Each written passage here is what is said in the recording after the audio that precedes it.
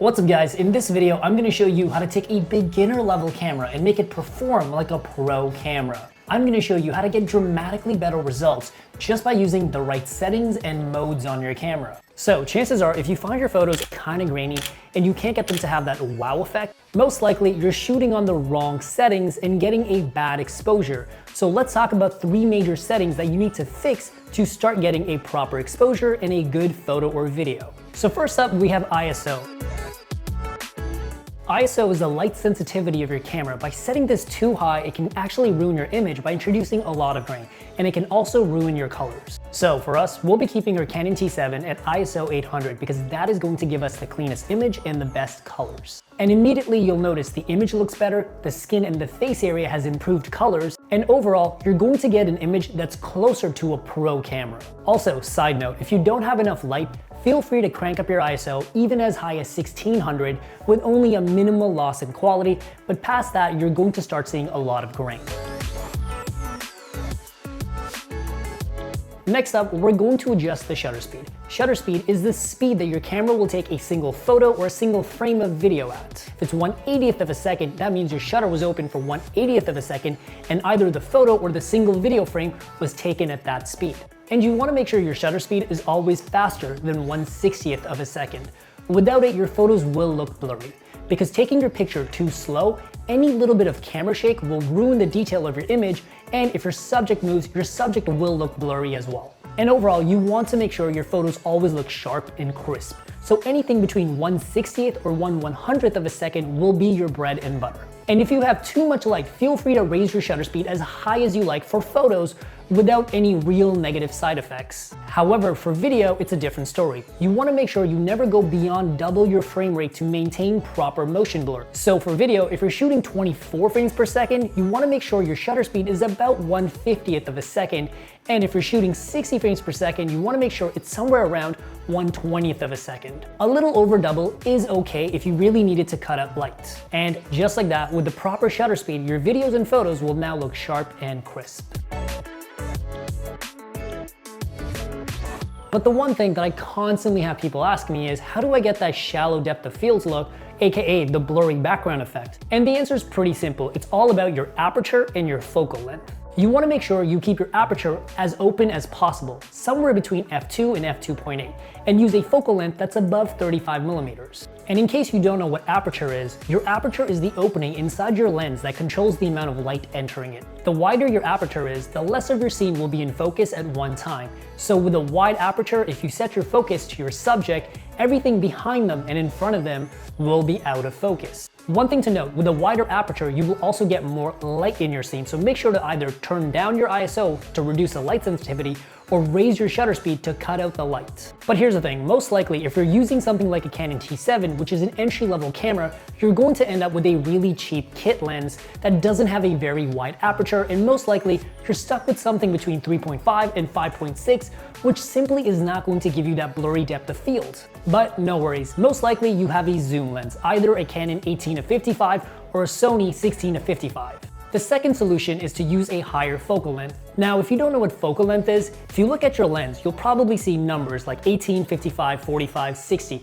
That is the level of zoom or your focal length on your lens. So simply turn your lens to be at a higher number. So if you use a higher focal length, anything between 35, 55, or even higher, you're going to get that blurry background look.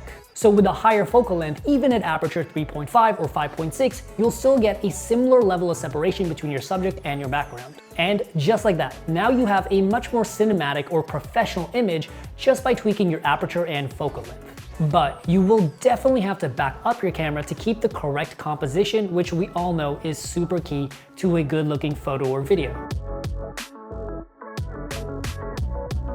You could be shooting the most interesting thing in the world, but without good composition, it simply won't be pleasing to the human eye, and without good composition, it simply won't capture anyone's attention. And chances are, if you're watching this video, you want to capture people's attention. So I want to show you 2 simple tips that will do just that, and that is symmetry and angle. Now I'm pretty sure you already know what symmetry is.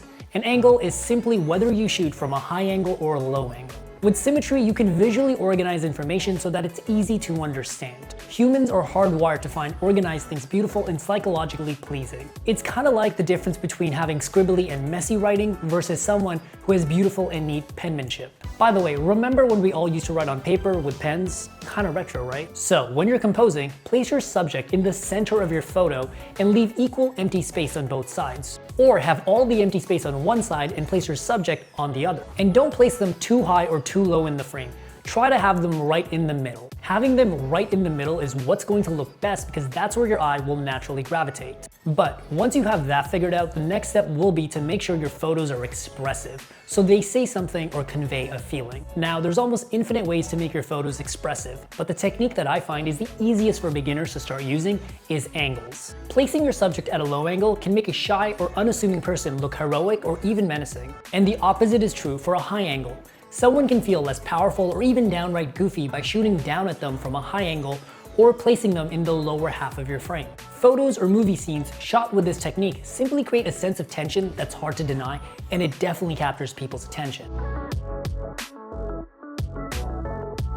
If you really want to take photos or videos that blow people away, the most powerful technique or tip that I can give you is to teach you lighting. Because essentially, without lighting, your camera doesn't see anything. And using the right lighting techniques, you can take something that's ugly or boring and make it look completely different. So let's talk about lighting. The human eye naturally gravitates towards either the brightest thing around us or the place with the greatest contrast. And contrast is the immediate difference between the brightest thing and the darkest thing. So when it comes to lighting, you want to make sure your subject is either the brightest thing or the darkest thing in the room. And as long as there's contrast, you're going to get an image that looks striking to the human eye. So the first thing we have to do is set up our key light, and I promise you do not need to buy a big, fancy, expensive light for this. I'll leave links in the description down below for quality lights that are also pretty affordable. Plus, I'm going to show you an advanced tip on how to make your cheap lights look like expensive lights. So step one, let's set up our key lights. You want to place your light at a 45-degree angle or 90-degree angle from your subject and at least 3 to 4 feet away, and then dial in the intensity to where it feels right to your eye. I also have a diffusion softbox that came with this light. Most lights, especially the affordable ones, do come with them.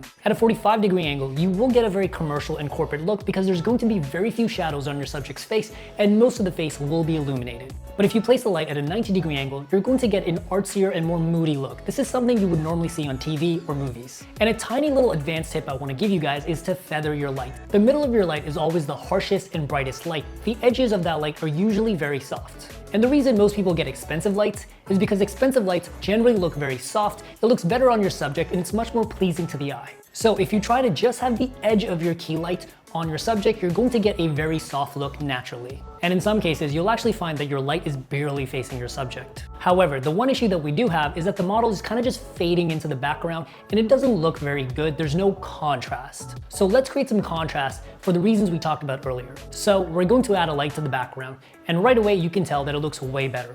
And if you want, you can add a small light to the opposite side of your key light just to take away any shadows and get a flatter, more commercial look.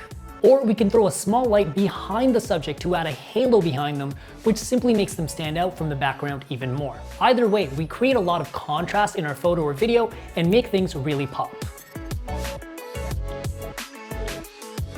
Alright guys, I hope this video taught you a lot, but let's quickly recap everything that we learned today. Number one, ISO. ISO should be somewhere between 400 to 800 ISO for most cameras. And number two, shutter speed. Always shoot above 1/60 to minimize motion blur. But for video, always shoot double your frame rate. Number three, shallow depth of field. Open your aperture somewhere between f2 to f2.8. However, if you don't have a fast lens, shoot at a focal length above 35 millimeters to enhance your depth of field and separation. Number four, have symmetry in your shots. It simply makes everything look better. And number five, choose the right angle, either high angle or low angle, but just know what you want to say. And number six, lighting. Use key lighting to make sure that your subject is the brightest thing in the room, and then create contrast between your subject and the background. And I'm 100% positive that if you just follow these simple steps, you can make any camera look good, even a $300 camera. Because here's the secret, you don't need a great camera to get great photos and videos. What you need are the skills and knowledge to use your camera to its maximum potential and get great results every time.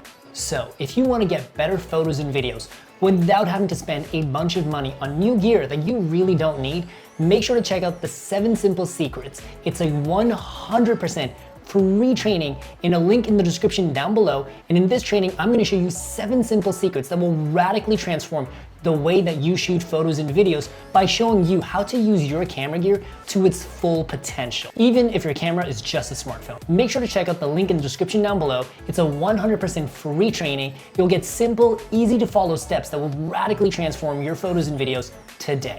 Also, if you guys have any questions about camera gear or camera techniques, hit me up in the comments and I'll make sure to get back to every single one of you.